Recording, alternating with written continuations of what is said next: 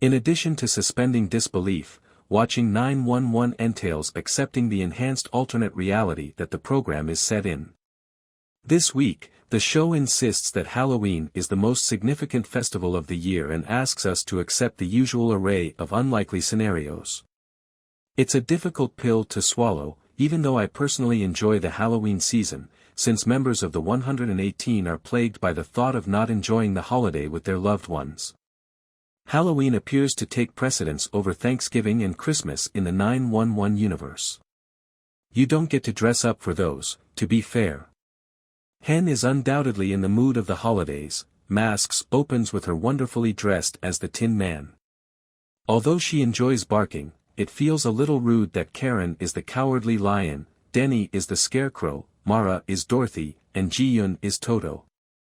It's unclear why Maddie isn't playing Glinda and Chimney isn't playing the Wicked Witch of the West, but it's possible that the production didn't want to give away any free Wicked promotion.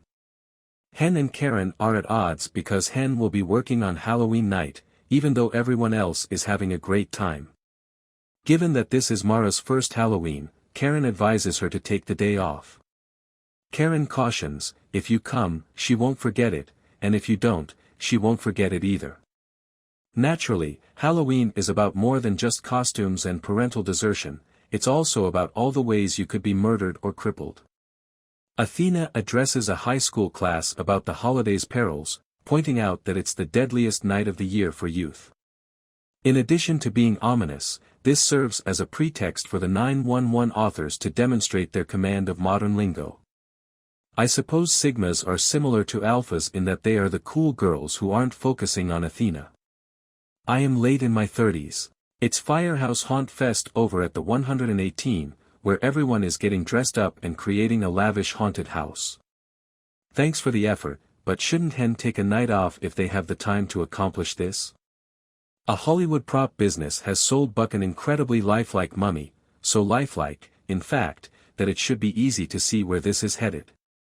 Buck, disguised as a cowboy and stationed outside the haunted house's exit, asks the children attending Firehouse Haunt Fest to steal candies from the mummy. He yanks on the mummy's arm to demonstrate that it is a fake, but the appendage pops off with tendons still in place. The LAPD is currently investigating the mummy's true identity. Additionally, the 118 must respond to a more urgent situation involving a man named Franklin who has his head stuck in a pumpkin.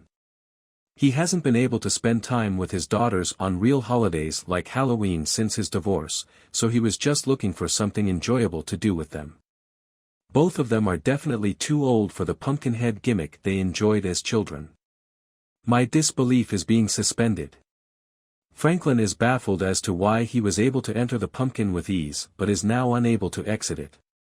Chimney observes sagely that gourds can be highly unpredictable. As is always the case on this show, things get out of hand very soon.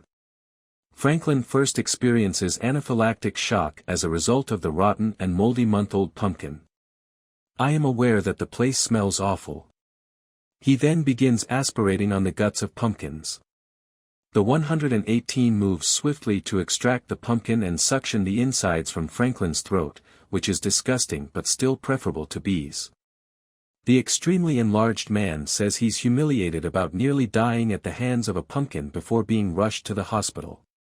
Buck claims to have witnessed individuals hurt in even more ridiculous ways, the kind of famous last words you should stay away from on a show that enjoys punishing viewers for. Positively, Buck won't require a Halloween mask. Eddie, not me, I would never.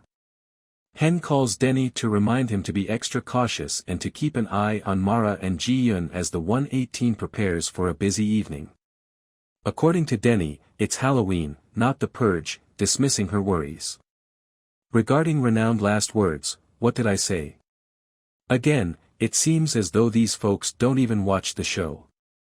At the 911 contact center, a similarly careless Maddie said she's looking forward to the night's commotion as a diversion from not being able to trick-or-treat with her daughter. Josh is at least sensible enough to caution her to be careful what you wish for. The evening begins in a rather amusing manner when Mr. Pearson, the irate vice principal, calls 911 to insist that firefighters put out the bag of burning dog poop that is on his porch. But did you know that things will soon change? Mr. Pearson chooses to drive after the teenagers after they egged his house. Of course, these are the obnoxious Sigma girls. I'm getting old again, but I think those kids would be too cool for simple Halloween jokes. Maddie begs the vice principal to go back home, but he refuses to let off his chase during a call to 911. He quickly lost control of his vehicle and crashed it straight into someone's front door, demonstrating that this is a true moments before disaster scenario. There is a much more serious situation. Denny is in poor condition and his car has pinned him to the home. Rest in peace, Mr. Pearson. Being a loved one of someone who works at the 118 is the only thing more dangerous than working at the 118 in the 911 world. An agitated Hen arrives at the scene and demands command. Her line, "He's my son, Chim, give me the damn morphine," is legendary, but I think it's a horrible idea. Denny will require an emergency transfusion due to internal bleeding, but fortunately, Karen and her type A blood are available to help. Unquestionably, it's an emotional moment, but it's also really depressing to watch Denny flatline, even for a short while. Naturally, we can all be thankful that Denny lives. Hen tells him at his bedside that she feels bad about not being there to keep him safe on the renowned significant Halloween holiday. However, Karen acknowledges that she was relieved to see Hen was working and emphasizes that Hen saved Denny's life at the crucial moment. Athena has a better idea when the Sigma girls arrive with candy for the boy who was hurt in their prank. I would place more guilt on Mr. Pearson, but he has had enough punishment. She assigns them to give their peers a brand new presentation on Halloween safety. I suppose it's never too late to begin planning for the upcoming year. What about Buck's boils, though? Tommy's comment about the 118th's lovely camaraderie at the hospital motivates Buck to take action.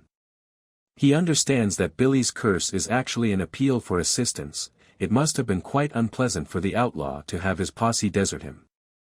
To give a speech at Billy's burial, Buck puts on a suit and makes Tommy do the same, good boyfriend alert. Essentially a paraphrase of Funny Girl's song, People. It's a sort of meandering moral that concludes with Buck declaring that he's now in Billy's posse. Though I wouldn't be shocked if the mummies reappeared, perhaps it means this is the last time we've seen those boils. Horror enthusiasts are aware that they always arrive.